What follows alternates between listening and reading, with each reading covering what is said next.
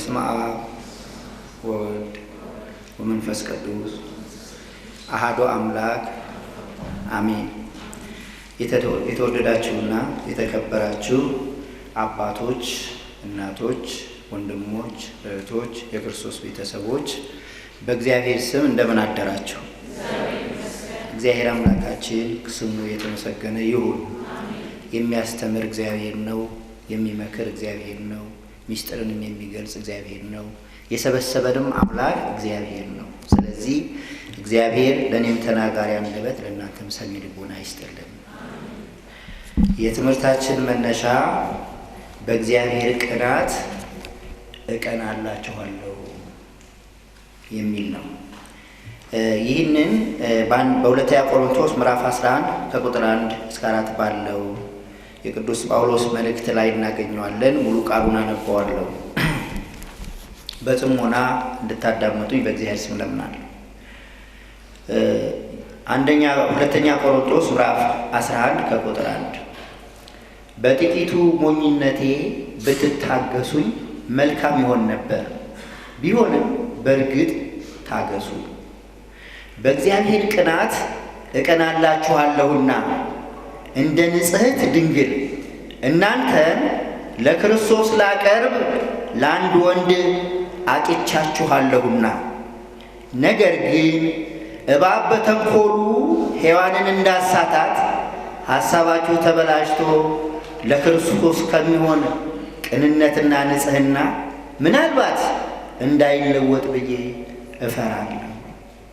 የሚመጣውም ያልሰበክነው ሌላ ኢየሱስ ቢሰብክ ወይም ያላገኛችሁትን ልዩ መንፈስ ወይም ያልተቀበላችሁትን ልዩ ወንጌል ብታገኙ በመልካም ታገሱ ይላል። እግዚአብሔር ስለ ቃሉ የተመሰገነ ይሁን። በእግዚአብሔር ቅናት እቀናላችኋለሁ ይላል ሐዋርያው ቅዱስ ጳውሎስ ለቆሮንቶስ ደቀ መዛሙርቱ፣ ተማሪዎቹ፣ ወገኖቹ በላከው መልእክቱ። እኔ የጠራኝ ክርስቶስ ነው፣ እናንተንም የማገለግለው እናንተን ለእግዚአብሔር መንግሥት ክርስቶስ ለወዳጆቹ ላዘጋጀው ክብር ላበቃችሁ ነው። እናት አባት ልጃቸውን አሳድገው ንጽሕናዋን ጠብቀው ለአንድ ወንድ በድንግልና በንጽሕና ከነክብሯ ሊድሩ እንደሚሹ እንደሚፈልጉ እንደሚያዘጋጇት ቆንጆ ሁሉ እናንተን ደግሞ በንጽሕና አጊጣችሁ በድንግልና ጸንታችሁ በክብር ሆናችሁ ለእግዚአብሔር መንግሥት እንድትበቁ አንዲትን ድንግል ለአንድ ወንድ አይተው በክብር ሊድሩ እንደሚናፍቁ እንደሚጠባበቁ ወላጆች እናንተን ለክርስቶስ ሙሽራ አድርጌ ልድራችሁ፣ ለክርስቶስ ክብር ላበቃችሁ፣ ለማያልፈው ለዘላለማዊ መንግሥት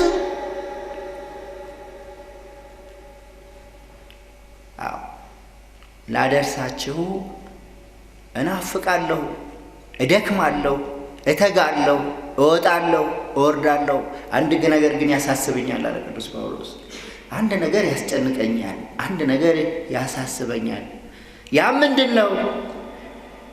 እኔ ለክርስቶስ ክብር እንድትበቁ ሳስተምራችሁ፣ ስንከባከባችሁ፣ ስመራችሁ፣ የእግዚአብሔርን መንግሥት ሳሳያችሁ፣ የክርስቶስ ወንጌል ሰብካችሁ፣ ሰይጣን ደግሞ ወዳጅ መስሎ የበለጠ አዛኝ መስሎ ለእናንተ የሚጠግም መስሎ የተሻለ ነገር ይዞ የመጣ መስሎ ሔዋንን ከእግዚአብሔር ከፈጣሪዋ የተሻለ ለእሷ ያሰበላት መስሎ በገነት እግዚአብሔር ብሎ ያላችሁ ምንድን ነው? አትብሎ ያላችሁ ምንድን ነው ብሎ ጠይቆ የልቧ ሚስጥር ከመረመረ በኋላ እንዴ አትብሎ የሚለው የተፈጠረ ሁሉ ሊበላ አይደለም እንዴ? ለእሱ እንደሱ እኮ አምላክ እንዳትሆኑ እናንተ ሊጨቁን እናንተ ሊገዛ እናንተ ሊረግጥ አስቦ እንጂ ለምንድን ነው የከለከላችሁ ብሎ የተቆጨ መስሎ ለሔዋን የተሻለ ነገር የያዘ መስሎ የቀረበ መስሎ ቀርቦ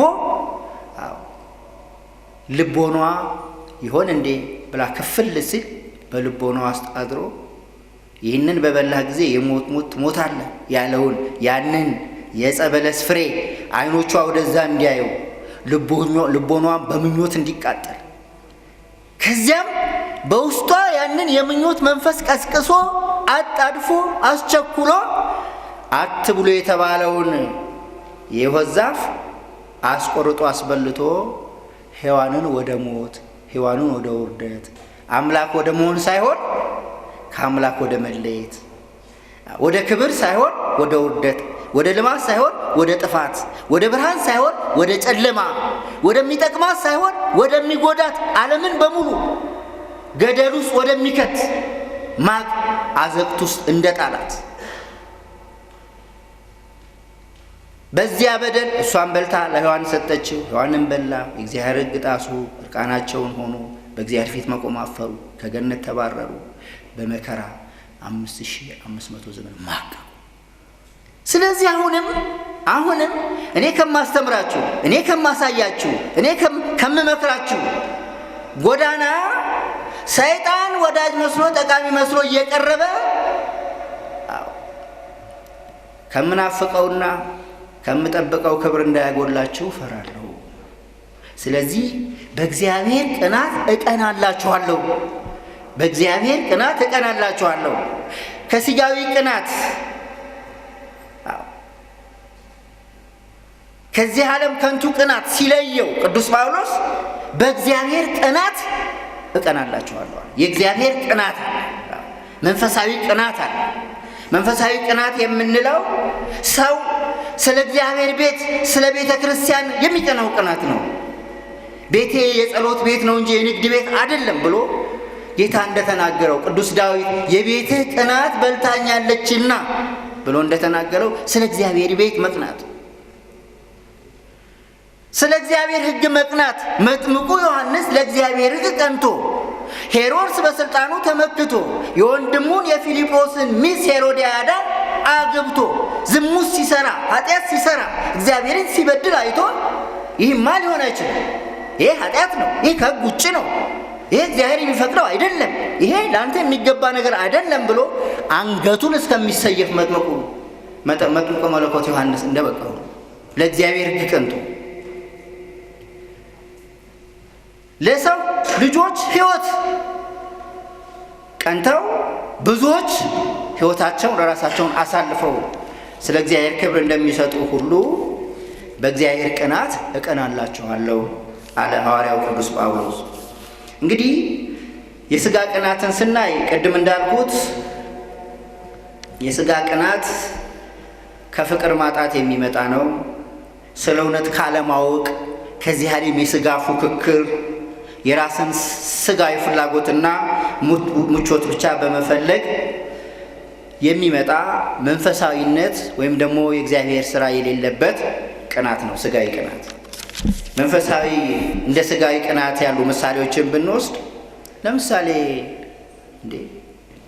በመጽሐፍ ቅዱስ ቃየን በወንድሙ በአቤል ላይ አልቀናም? ቀና። ይሄ ክፉ ቅናት ነው። ይሄ ሰይጣናዊ ቅናት ነው። ይሄ የሥጋ ቅናት ነው። አንደኛ አቤል አባቱ አዳም የተሻለችውን መልከ መልካም ልጅ ሚስት አድርጎ ስለዳረለት ቃየን በዚህ ቀና።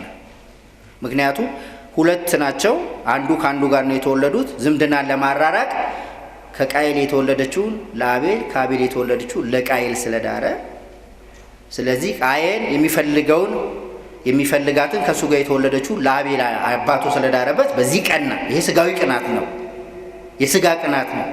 እንደገና መስዋዕት አቅርበው አቤል የዋህ ስለሆነ ንጹሕ መስዋዕት ስላቀረበ እግዚአብሔር መስዋዕቱን ስለተቀበለው እንደገና በዚህ ቀና። አንዱ ሲሳካለት ሲሆንለት ሲሰምርለት ሌላው በቅናት የሚገነገናለ። እንደሱ ቅን ሆኖ እንደሱ ንጹሕ ሆኖ እንደሱ ሰራተኛ ታታሪ ሆኖ ስራው መስዋዕቱ አገልግሎቱ ተወዶለት መልካሙን ሰው ምሳሌ ሞዴል ከማድረግ ይልቅ መልካሙን ሰው ማጥፋት በጎውን ነገር ማስወገድ የሚፈልጉ አሉ። በሰይጣን ቅናት በሥጋ ቅናት የተጠመዱ እንደ ቃየን ያሉ ማለት ነው። በዚህም ተነሳስቶ ንጹሕ የሆነውን የዋሁን አቤል ገድሎታል ወንድሙን። በዚህ አይነቱ መንገድ ዛሬም ወንድሞቻቸውን የሚያጠፉ ብዙዎች ናቸው። ነገር ግን በእግዚአብሔር ቅናት እቀናላችኋለሁ እንዳለው ሐዋርያው ቅዱስ ጳውሎስ፣ የእግዚአብሔር ቅናት ግን ቅድም እንደጠቀስኩት ስለ እግዚአብሔር ቤት፣ ስለ እግዚአብሔር ሕግ ሕንፃ ስለሆነ ስለ ሰው ልጆች ሕይወት መቅናት የእግዚአብሔር ቅናት ነው። በዚህ ውስጥ ያለፉትን የተወሰኑ ሰዎችን ከመጽሐፍ ቅዱስ እናያለን። ለምሳሌ ያህል አንዱን ምሳሌ አድርጌ የማነሳው ነህምያ ነው። ነህምያ በንጉሱ በአርጤክስ ቤተ መንግስት የወይን ጠጅ አሳላፊ ነበረ። ሞልቶት ተመችቶት የሚኖር ሰው ነበረ ነህምያ። ነገር ግን ሁልጊዜ ስለ ኢየሩሳሌም ይጠይቅ ነበር። ኢየሩሳሌም እንዴት ናት? ሀገር እግዚአብሔር እንዴት ናት? የእግዚአብሔር ቤት እንዴት ናት? እያለ ይጠይቅ ነበረ።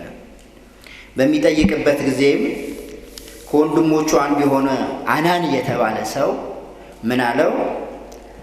ኢየሩሳሌም ቅሪቶቿ በታላቅ መከራና ስድብ አሉ። የኢየሩሳሌም ቅጥ ፈርሷል፣ በሮቿ በእሳት ተቃጥለዋል ይለዋል።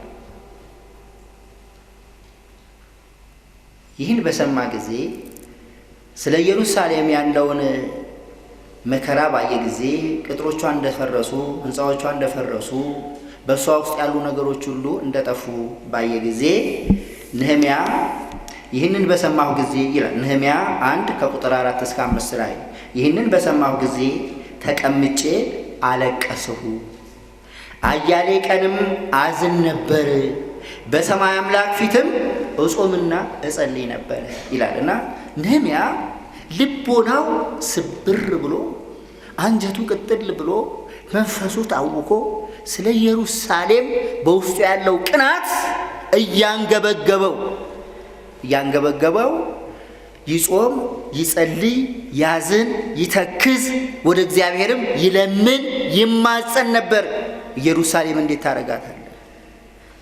አቤቱ አሳልፈህ ለአሕዛብ ለምን ሰጠህን? ለምን ቅጥርህ ተደፈረች? ለምን የሚያምኑህስ ተጎሳቆሉ? እያለ ይጸልይ ነበረ። በዚህ ጊዜ ንጉሡ አርጤክስ የነህምያን ፊት ሲያየው በጣም በሐዘን ከስሏል። በናው ልቡ ተሰብሯል፣ ፊቱ ጠቁሯል። በጊዜ አርጤክስ ምን አለው? ነህምያ ሳትታመም ፊትህ ለምን አዘነ? ይህ የልብ ሐዘን ነው እንጂ ሌላ ነገር አይደለም። ውስጥ አዝኗል። ምን ሆነሃል አለው። እንግዲህ ነህምያ የውስጡ ቅናት የውስጡ ሐዘን ኑሮ ጎድሎበት ነው። የሚበላው አጥቶ ነው? የሚጠጣው አጥቶ ነው? ደሞዝ አጥቶ ነው? አይደለም። በቤተ መንግስት ጠጅ አሳላፊ ነው። ከሁሉ በላይ ተከብሮ ገኖ የሚኖር ነው። የሚበላው ጮማ፣ የሚጠጣ ወይን ጠጅ ነው። ለሱ የጎደለበት ነገር የለም።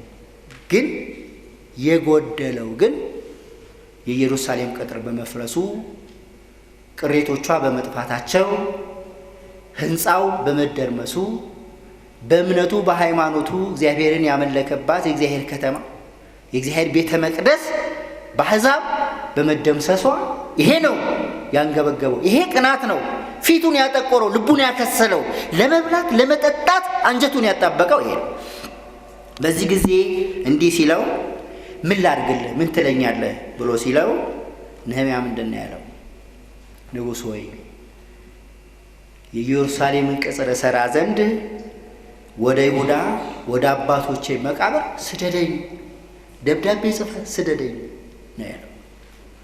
ሰው ዝም ብሎ ስለ ቤተክርስቲያን ቢያዝን፣ ስለ ቅርሷ መፈስ ቢያዝን፣ ስለ ቅርሷ መዘረፍ ቢያዝን፣ በውስጧ ስለሚሰራው ኃጢአትና ክፉ ስራ እያየ እየሰማ ቢያዝን ጥቅም የለው። ግን የኔ ድርሻ ምንድን ነው? ምንድን ነው ማድረግ ያለብን? ይሄ ከዚህ ችግር ውስጥ የትኛውን እኔ ምን ባደርግ እቀርፈዋለሁ ብሎ ማሰብ ነው የሚያስፈልገው። ነህምያ ሐዘን ብቻ ቅናት ብቻ አይደለም፣ ተግባርም ያስፈልገዋል። የድርሻን መወጣትም ያስፈልገዋል። ተሳትፎም ያስፈልገዋል። ሰማዕትነትም ያስፈልጋል። ስለዚህ ስደደኝ፣ ቅጥሩን እሰራው ዘንድ ስደደኝ፣ ብዙ የበዛ ብር ኖሮት አይደለም፣ ወይም ደግሞ ከሰው ሁሉ የበለጠ ኃይልና አቅም ኖሮት አይደለም። ያለው ምንድን ነው?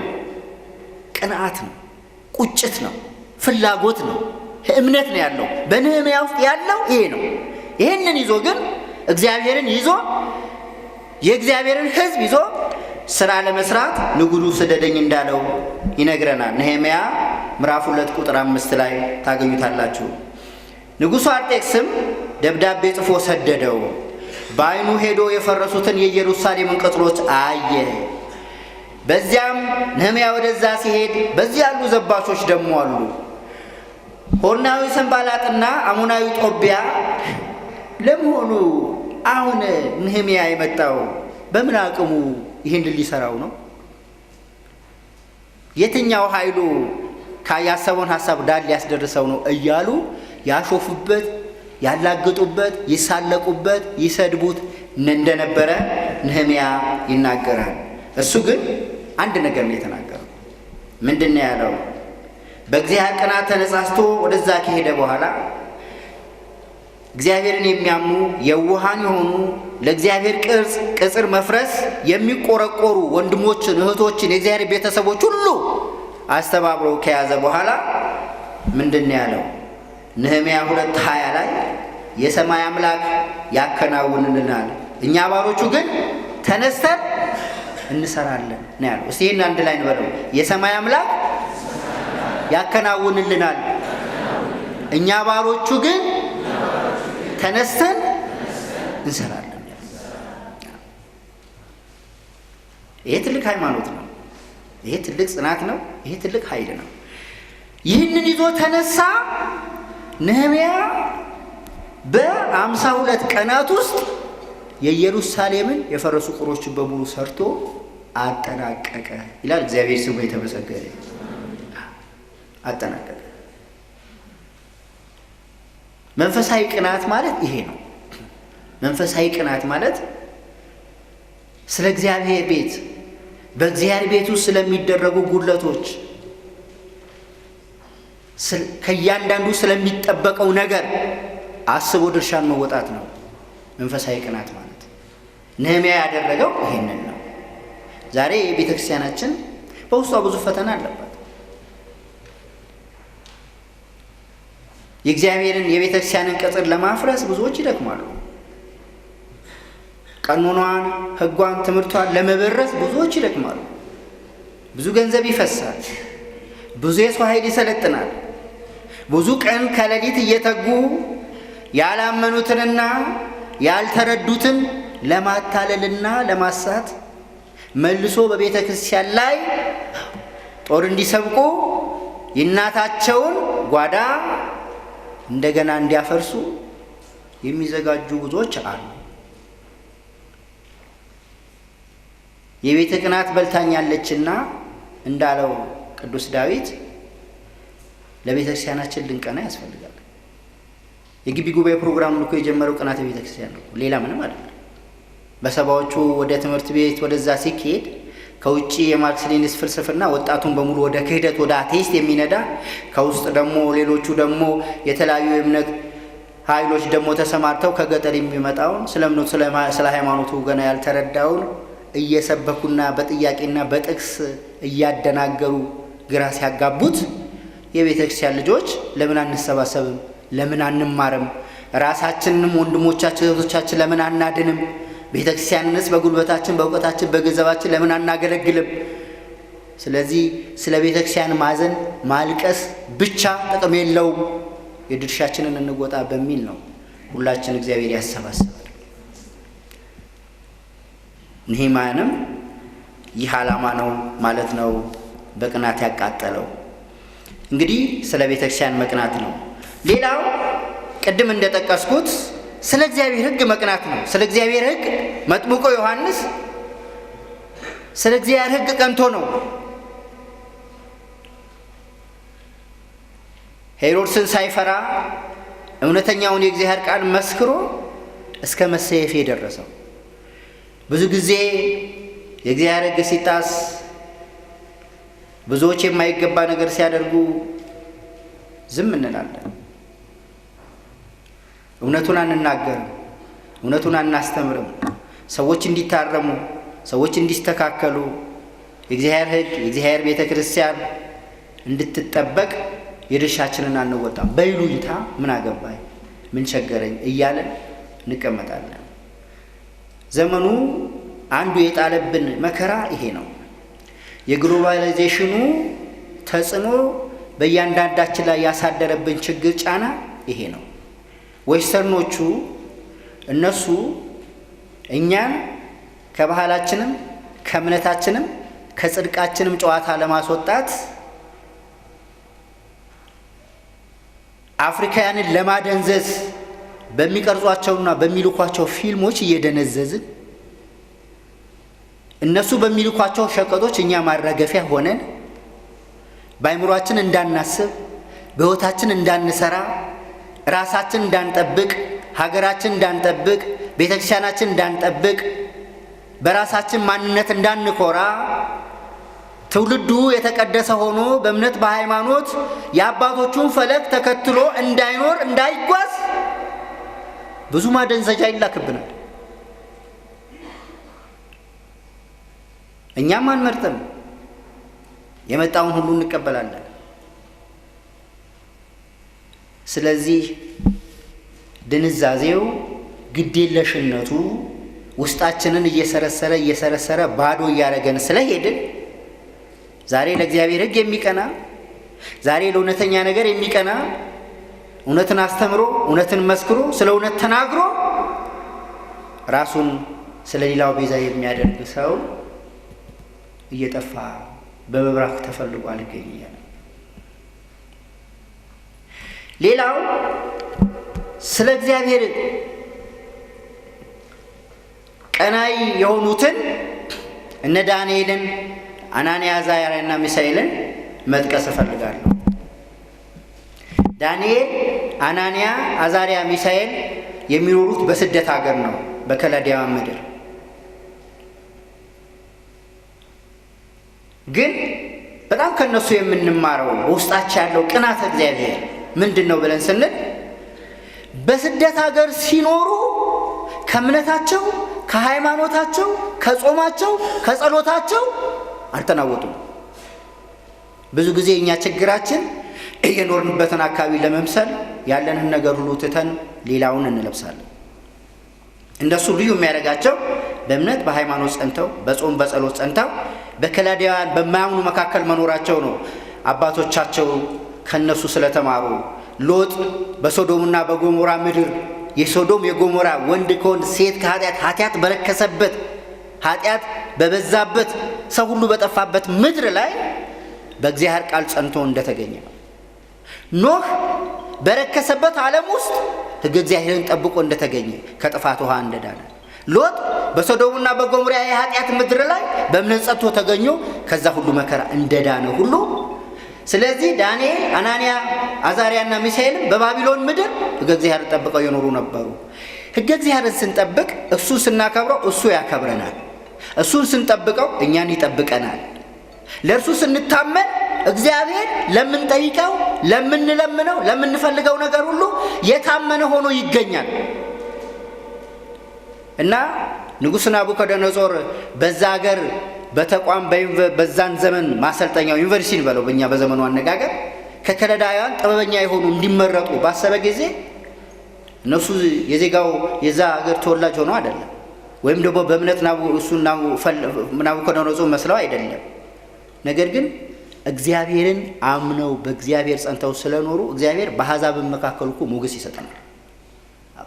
በአመፀኞቹ መካከል ሞገስ ይሰጠናል እግዚአብሔር ከታመን ነው። ስለዚህ እነሱም ከሌሎቹ እኩል ለዛ ብቃት ያላቸው ሆነው ተመረጡ። በባቢሎኒያን ዩኒቨርሲቲ ዳንኤል፣ አናንያና አዛርያ፣ ሚሳኤል ገቡ። ከዛ በኋላ ምን ሆነ? ወደዛ ሲገቡ ሕገ እግዚአብሔር የሚባል ነገር የለም፣ ጾም ጸሎት የሚባል ነገር የለም። እነሱ በቤታቸው የሚያመልኩት ከአምላክ ጋር ያለው ግንኙነት በዛ አይታይም። ስለዚህ ምንድን ነው ይሁን? ዝም ብለው እምነታቸውን አውልቀው አልጣሉ። ዝም ብለው ከከለዳውያን ከአሕዛብ ጋርም አልተቀየጡ። ዳንኤል ምንድን ነው ያለው? እንዴ ጮማ እየቆረጥን ጠጅ እየጠጣን ጾም ጸሎት ትተን እግዚአብሔርን ዘንግተንማ ከእግዚአብሔር ጋር መኖር አንችልም። ስለዚህ እኛ ጥሬና ውሃ እየተመገብን እንኑር፣ የእኛን ድርሻ አንተ ለራስህ የለፈለግከው አድርገው ብለው መጋቢውን ጠየቁት። እንዴ እኔ ፊታችሁ ብጠቁር ሰውነታችሁ ቢከሳ ንጉሡ ይገለኛል፣ ትእዛዝ ተሰጥቶኛል፣ ቀጭን ትእዛዝ ነው ብሎ ሲላቸው ግድ የለህም አንተም ችግር ውስጥ እንድትገባ አንፈልግም፣ እኛም ደግሞ ከአምላካችን ከፈጣሪያችን መለየት አንችልም፣ ለአምላካችን ቀናኢዎች ነን፣ ለሕጉ ቀናኢያን ነን። ስለዚህ ጥሬና ውሃ ሰጥታ 10 ቀን ፈትነን አሉት። 10 ቀን ፈተናቸው። ከስተው ተገኙ፣ ጎስቅለው ተገኙ፣ ፊታቸው ምን ሆኖ ተገኝተ ወስቶ ተገኘ። አሁን እኮ ወደ ገዳም ሄዱ። እስቲ ቅዱሳን አባቶች ወዳሉበት ዋሻዎች ሄዱ። እኛ ስጋውን እየበላን ወተቱን እየጠጣን ቀን ሙሉ እየበላን ምንም አመን ነው የነሰነሰብን። እነሱ ቅጠል እየበሉ 24 ሰዓት እየጾሙ ፊታቸው ላይ ያለውን ወስ ተመልከቱ። የእግዚአብሔር ጸጋ ማለት ነው። በጸጋ ፊታቸው ወስቶ መልካቸው አምሮ ነው የተገኙት። ጥሬ እየቆረጠሙ ውሃ እየጠጡ እየጾሙ እየጸለዩ በእግዚአብሔር በረከት በእግዚአብሔር ጸጋ ማለት ነው። አሁን እኛ ዩኒቨርሲቲ ስንማር ጾም ከጾምን ብዙ እናጠናለን። ስለዚህ ለማጥናት ይደክመናል፣ ፈተና አለብን፣ እንዲህ አለብን ብለን ላለመጾም በጾም በጸሎት ከእግዚአብሔር ጋር ላለመኖር ብዙ ምክንያት እንፈጥራለን። መጾም ግን ደንቆሮ ያደርጋል። የጥበብ መጀመሪያ ምንድን ነው? እግዚአብሔርን መፍራት ነው። እነዚህ ሰዎች ምንድን ነው የሆኑት? ጥሬ እየጠጡ ውሃ እየጠጡ መጽሐፍ ቅዱሱን አንብቡ። ትንቢተ ዳንኤል ከምዕራፍ 1 ጀምራችሁ በተለይ ምዕራፍ 3 ላይ አንብቡ። ጥሬ እየበሉ ውሃ እየጠጡ ሁሉ ተሟልቶላቸው በዱለት ከሚማሩት ከከላዲያን ከተመረጡ ጠቢባን መካከል ንጉሡ ናቡከደነጾር መጥቶ ትምህርት የገባቸው ማን ነው? ጥበብ የተረዳቸው ማን ነው ብሎ ቢጠይቅ መጽሐፉ ላይ ምን ይላል? ዕውቀታቸውና ጥበባቸው ከሌሎቹ 10 እጥፍ ሆነ። 10 እጥፍ፣ 2ም አይደለም 3ም አይደለም 10 እጥፍ። ማንም ሊደርስባቸው አልቻለም። ቶፕ አውታንዲንግ የሆኑ ተማሪዎች ሆነው ነው የተገኙት። ጥበብን ማን ስለገለጸላቸው? እግዚአብሔር ስለገለጸላቸው። በእምነት ስለጸኑ፣ ለእግዚአብሔር ሕግ ስለቀኑ። ከዚያ በኋላ እንግዲህ ከሁሉ በላይ ውጤት አግኝተው ተመርቀው በአገሩ ሁሉ ገዥ ሆነው ነው የተሾሙት። እንደገና ፈተና መጣ ደግሞ። እነሱን እጥል ሾመ ያለ ደግሞ ለጣዖት ስገዱ ብሎ ንጉሡ ሲያዝ ወደዛ ሄደው አልሰገዱም፣ የሾምካቸው ያከበርካቸው ብለው ከሰሷቸው። እነሱ ግን ለእግዚአብሔር ሕግ ቀንተው በእምነት በሃይማኖት ጸንተው ታምነው በመገኘታቸው ንጉሥ ሆይ ከእጄ የሚያድናችሁ ማን ነው አለ። እሱ ከእጄ የሚያድናችሁ ማን ነው? እኔ ላሰራሁት የማሰግዱ ከሆነ እሳቱ 7 እጥፍ ይቀጣጠላል፣ በእሳት ውስጥ ትቃጠላላችሁ። ከእጄ የሚያድናችሁ አምላክ ማን ነው? ስለዚህ ምላችሁን አድርጉ አላቸው። ንጉሥ ሆይ የምናመልከው አምላክ ከሚቃጠለው እሳት ሊያድነን ይችላል። ሰማዕቱን ብሎ እንኳን ቢተወን ለጣዖት እንደማንሰግድመን አሉት በትህትና ቃል። ከዛ በኋላ ወደ እሳት ውስጥ እንዲጣሉ ተደረገ። 7 እጥፍ ተቀጣጥሎ የጣሏቸው ወላፈኑ ወታደሮቹን ሲገል እነሱ በእሳት ከተማ ሲመላለሱ ታዩ። 3 ተጥለው 4 ሆነው ታዩ።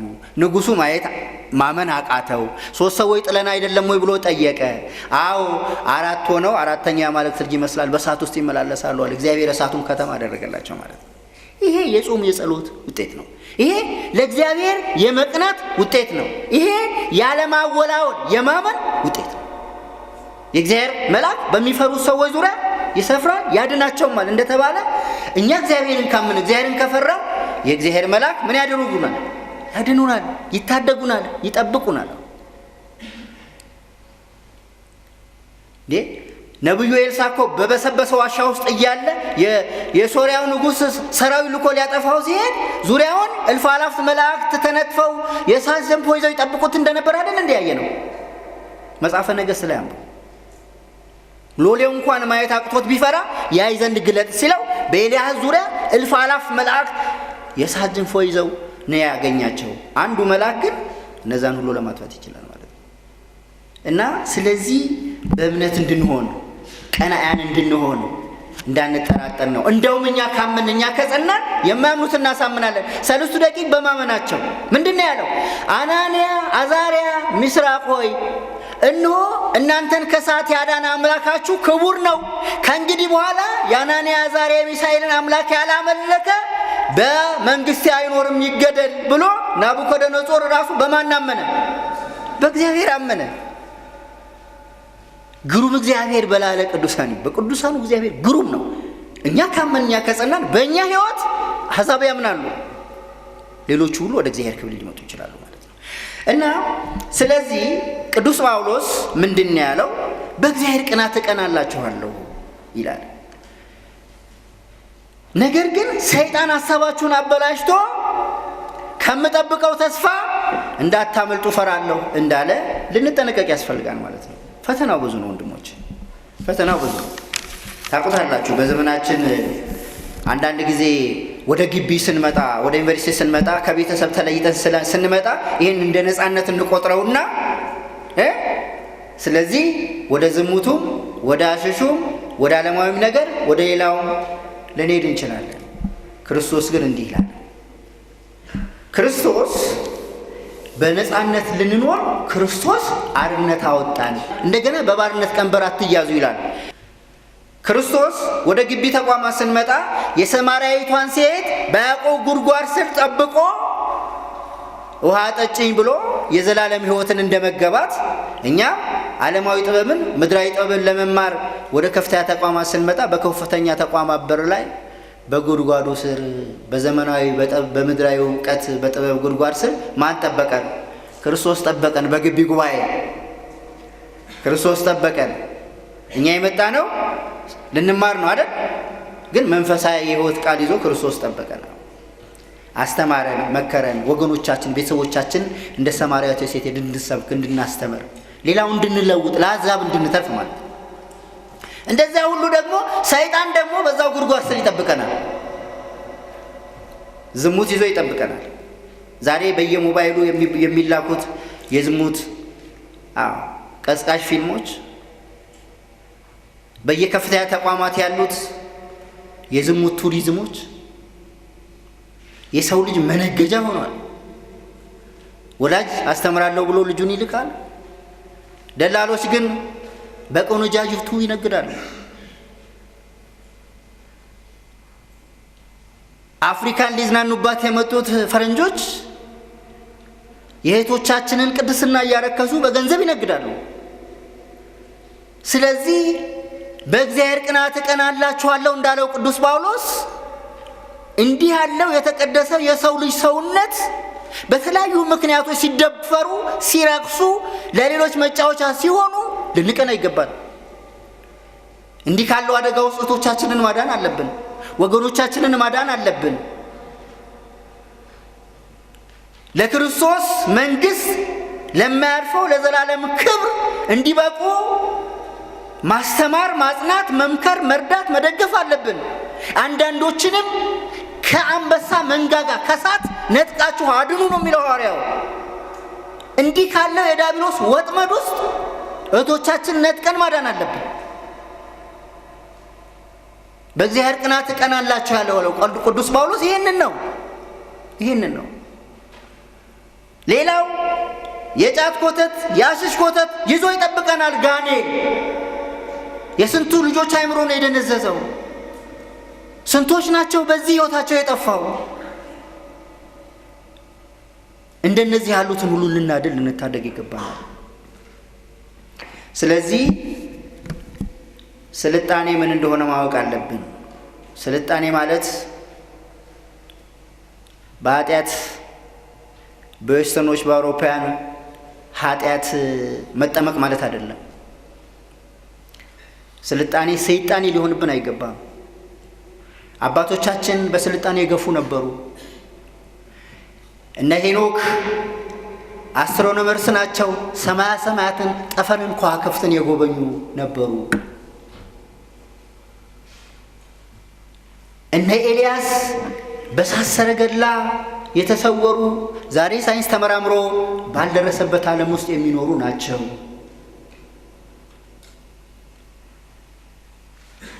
እነ ያዕቆብ ቅዱሳን ሐዋርያት እኛ በስልጣኔ በአውሮፕላን ተሽከረከን በሮኬት ተኮተን ብንል እነሱ ግን በደመና እየተመላለሱ በአየር ፍጥነት ዓለምን በወንጌል የሚያዳርሱ ነበሩ። እኛ ዛሬ በግሎባላይዜሽን አንድ ዓለም እንደ መንደር ነች ብለን ብናስብ፣ አባቶቻችን ደግሞ በመንፈስ ቅዱስ በበሰበሰ ድንጋይ በዋሻ ስር ሆነው ዓለምን በእጃቸው መዳፍ እንደሆነች ያዋት ነበረ። በዓለም የሚደረገውን ሁሉ ኤልሳ በበሰበሰ ዋሻ ሆኖ የሶርያው ንጉሥ በቤተ መንግሥት የሚመክረውን ሁሉ ያይ አልነበረም ወይ? ለእስራኤል ንጉሥ እየነገሰ እየተናገረ ድል ያስደረገው በምንድን ነው? ኤሌክትሮኒክስ የለ፣ ሳተላይት የለ፣ መገናኛ የለ። አይደለም በዘመኑ ያለውን እስከ ዓለም ፍጻሜ ያለውን ነገር ሁሉ አውቀው ተረተው ይናገሩ ነበረ።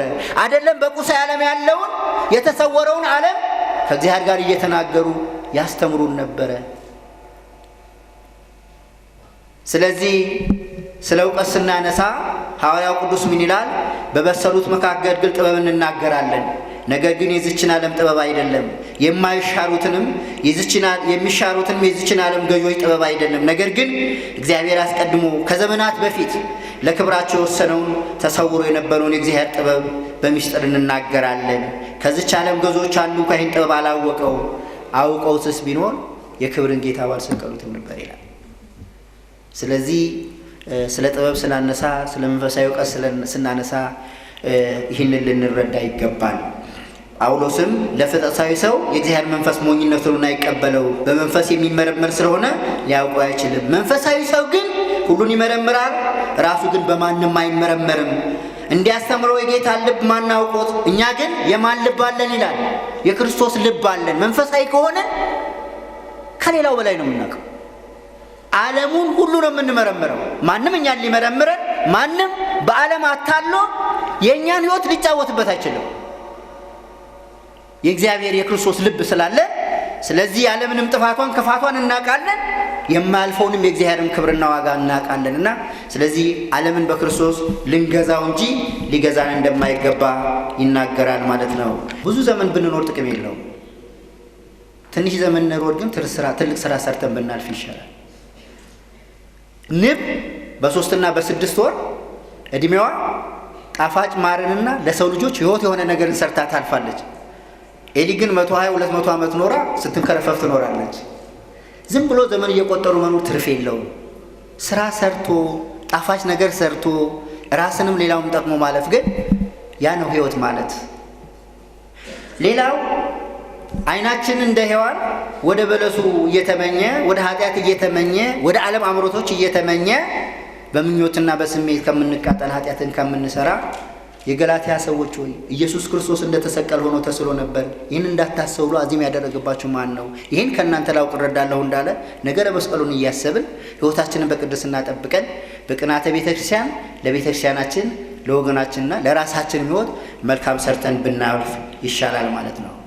ሌላው የዳቢሎስ ካርቶኖችን እያየን ማለት ነው። ዳቢሎስ የሚሰራቸው ብዙ ካርቶኖች አሉ። አደራችሁ ካርቶኖችን እያያችሁ እናንተም ካርቶኖች እንዳትሆኑ። ጸጉራቸውን እያንጨበረረ የሚሰራቸው ካርቶኖች አሉ። ዳቢሎስ እርቃናቸውን እያደረገ ሌላው በዝሙት እንዲጠላለፍ የሚሰራቸው የዳቢሎስ ካርቶኖች አሉ። በተለያየ መንገድ እየቀረጸ የሰውን ሕሊና ወደ ዝሙት፣ ወደ ኃጢአት፣ ወደ ክፋት፣ ወደ ጥፋት የሚመራበት በዚህ ዘመን የሚሳሉ የዳቢሎስ ካርቶኖች ብዙዎች ናቸው። ስለዚህ የዳቢሎስ ካርቶን ነው። ራሳችንን አንሰናገር። የተቀደሰ ሰውነታችንንም ለከንቱ ነገር አሳልፈን አንስጥ። ይሄ እውቀትም አይደለም፣ ጥበብም አይደለም፣ ዘመናዊነትም አይደለም። ጥበባዊ ማለት የእግዚአብሔር ሰው ነው። ጥበባዊ ማለት የማያልፈውን ርስና መንግስት ያወቀ የተረዳ በዚህኛው ዓለም አልፎ ለዛኛው ክብር የሚበቃ ሰው ነው። የዚህ ዓለም ጥበብ ለእግዚአብሔር ሞኝነት ነው። የእግዚአብሔር ጥበብ ደግሞ ለዚህ ሀገር ሞኝነት ነው። እኛ የእግዚአብሔር ከሆነን የዚህ ዓለም ጥበብ ትተን በእግዚአብሔር ጥበብ ለዚህ ዓለም ሰው ሞኞች ብንሆን ይሻለናል ማለት ነው። ሞኞች ብንሆን ይሻለናል ማለት ነው። እንግዲህ የተወደዳችሁ የክርስቶስ ሰዎች ሐዋርያው ቅዱስ ጳውሎስ በመጨረሻ ጥቅስ ዕብራውያን 10:39 ላይ እኛ ግን ነፍሳቸውን ሊያድኑ ከሚያምኑት ነን እንጂ ወደ ጥፋት ከሚያፈገፍጉት አይደለንም እንዳለ፣ እኛ ግን ነፍሳቸውን ሊያድኑ በንስሐ ተቀድሰው በቃለ እግዚአብሔር ኖረው ከዚህ ዓለም ፍቶትና ኃጢአት ድል አድርገው ክብሩን መንግስቱን ከሚናፍቁት ከቅዱሳን ወገኖች ነን እንጂ ወደ ኋላ በኃጢአት እየተሸነፉ እያፈገፈጉ ራሳቸውን ለዓለምና ለፈቃዷ ከሚሰጡት አይደለንም በሚለው ትምህርቴን እዘጋለሁ። ስብሐት ለእግዚአብሔር።